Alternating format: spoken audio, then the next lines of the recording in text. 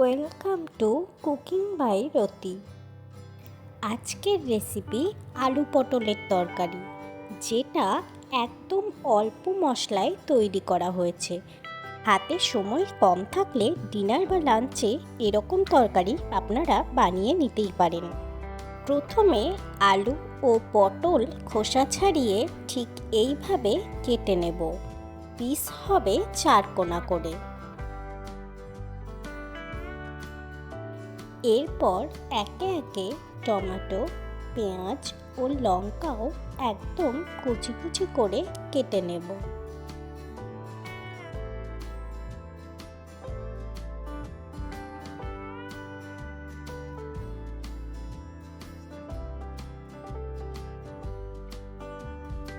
কড়াই গরম হয়ে এলে তাতে দিয়ে দেব সর্ষের তেল।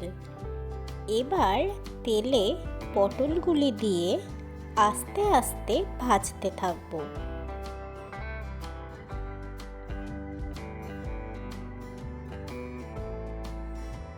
পটল 1 মিনিট মতো ভাজা হয়ে গেলে তার মধ্যে দিয়ে দেব আলু।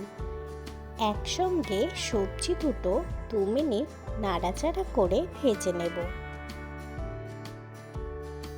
এবার এর মধ্যে দিয়ে নেব হাফ চামচ লবণ ও হাফ চামচ হলুদ।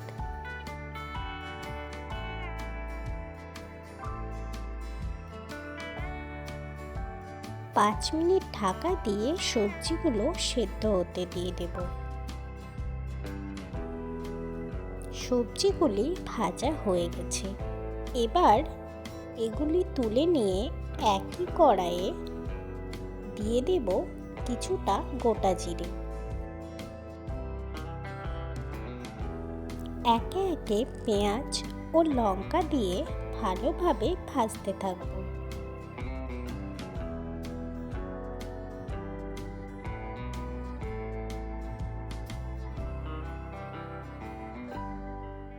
পেঁয়াজ হালকা লাল লাল হয়ে এলেই এবার দিয়ে নেব কেটে রাখা টমেটো এবং এখানে দেব সামান্য পরিমাণ লবণ ও হলুদ।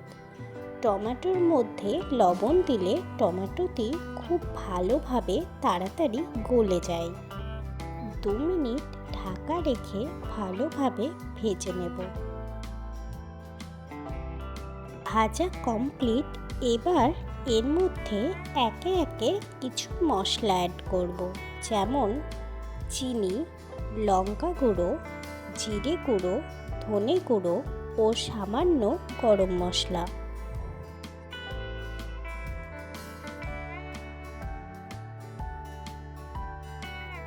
মশলাগুলি সামান্য নেড়ে চেড়ে এর মধ্যে সামান্য পরিমাণ জল দিয়ে মশলা কষিয়ে নেব।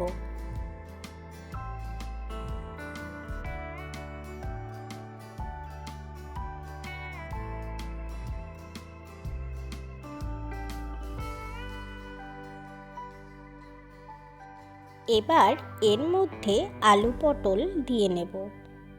ভালোভাবে নাড়াচাড়া করে মশলার সঙ্গে সবজিটাও 2 মিনিট কষিয়ে নেব।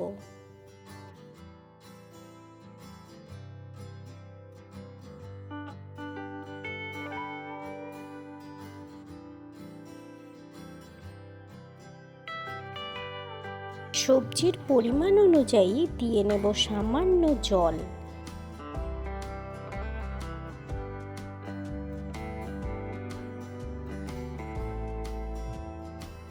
জল দেওয়ার পর যদি সামান্য লবণের প্রয়োজন হয় তাহলে সেটি দিয়ে ভালোভাবে নাড়াচাড়া করে ফুটতে দেব কিছুক্ষণ।